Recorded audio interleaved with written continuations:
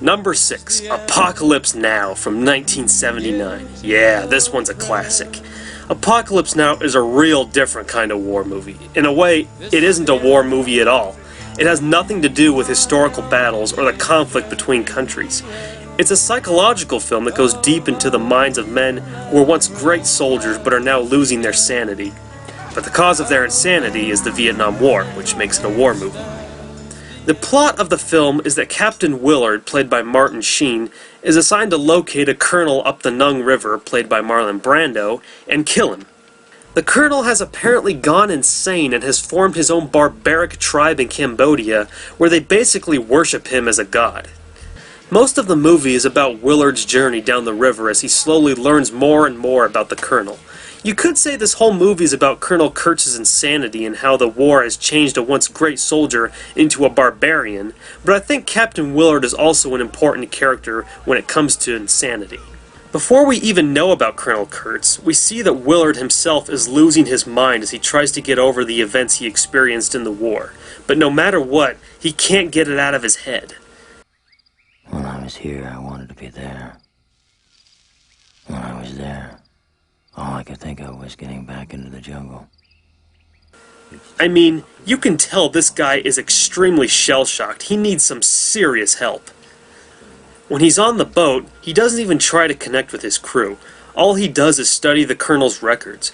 As he reads more, he identifies with him more. He's a lot like Colonel Kurtz. He was once a great soldier, but the war has finally taken its toll on him.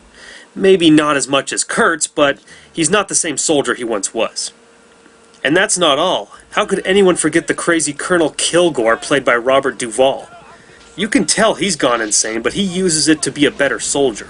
Look at him out there. Those explosions don't even make him flinch.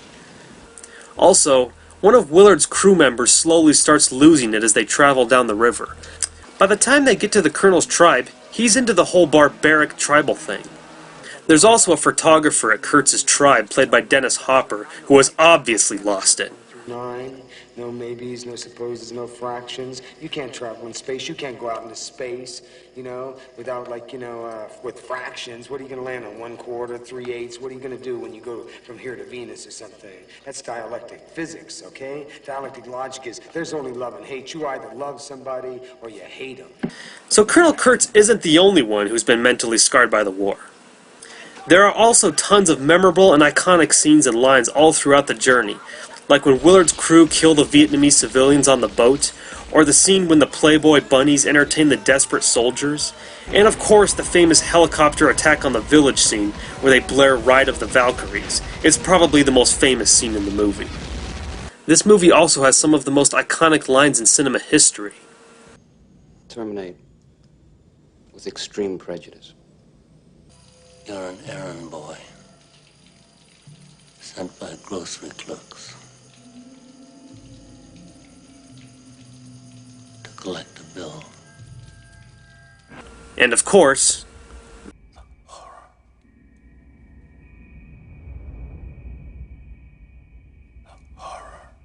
and some famous speeches like the napalm speech by Kilgore. I love the smell of napalm in the morning. You know, one time we had a hail bomb for 12 hours. When it was all over, I walked up. We didn't find one of them, not one stinking dink body. Smell, that gasoline smell. A whole hill. Smelled like victory. And also the speech that Colonel Kurtz gives about horror. Horror. Horror has a face. And you must make a friend of horror. Horror and moral terror are your friends. If they are not, then they are enemies to be feared. This movie will blow your mind at how psychological and intense it is. When it's all over, you feel like you've just woken up from a nightmare, but it's really good. It has some excellent writing and directing. And just in case you're wondering, I prefer the version without all the additional scenes. I know the redo version has a lot more story and characters in it, but I just felt none of these scenes went anywhere and I could tell why they cut them. It also makes the movie about 6 hours long. So all I can say is that the shortened version of Apocalypse Now, the one that everyone is familiar with, is a mind-blower. This is the end, beautiful friend. Number 5. Downfall, or Der Untergang, from 2004. Everyone should know this one, mainly because of all the Hitler parodies on YouTube are because of this movie. But forget about the parodies and watch the movie for what it is. It's great. Director Oliver Hirschbiegel set out to tell the story of Adolf Hitler's final days in his bunker during the Battle of Berlin in 1945.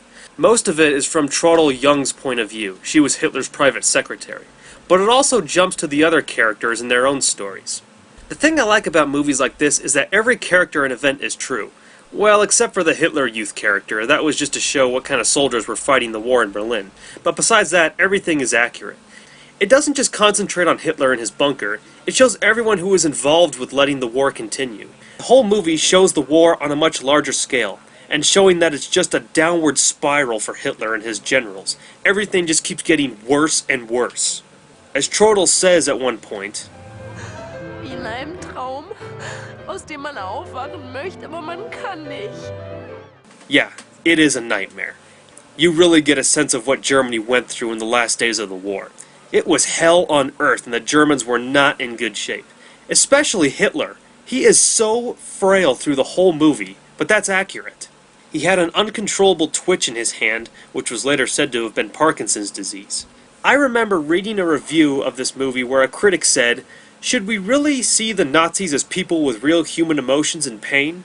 Well, hell yeah, we should. What do you think we should see? The cartoon character stereotypes that society has painted them out to be? Or should we realize that these were actual people who thought that what they were doing was the right thing? Well, that's the whole point of the movie, to show that these were not monsters or cartoon villains. Hitler was not a psychopath. He was a human being that was evil. When it came to Hitler as a person, he could actually be a nice guy. A good example is at the very beginning of the movie when Traudl is trying out for Hitler's secretary. She can't keep up with his words and messes up the whole page. Ich würde sagen, das probieren wir gleich nochmal. In a traditional American portrayal of Hitler, he would probably have blown his stack and have her shot, right? Here they show his sympathetic side, and I think it's powerful and realistic. One reason why we should realize that the Nazis were people, just like us, is to show that another organization like the Nazi Party can be formed anywhere. But it's not a one-sided movie. It does show the brutal Nazi sides of these people. Most of them don't even care about the civilians in Berlin. Either they force them to join the Volkssturm and fight, or they murder them. Another thing that goes away from the humanistic parts is the number of suicides in this movie. I've never seen so many suicides in a movie before. Either it was the Nazi ideology about never surrendering, or they knew that they would be tortured by the Russians once they captured them. The hardest part to watch is when Magna Goebbels kills all of her children while they sleep. She puts a cyanide capsule in their mouths and makes them bite down on it so they die in their sleep. Hitler and Eva Braun kill themselves and are burned seconds afterward in order to avoid being displayed by the Russians, sort of like what the partisans did to Mussolini.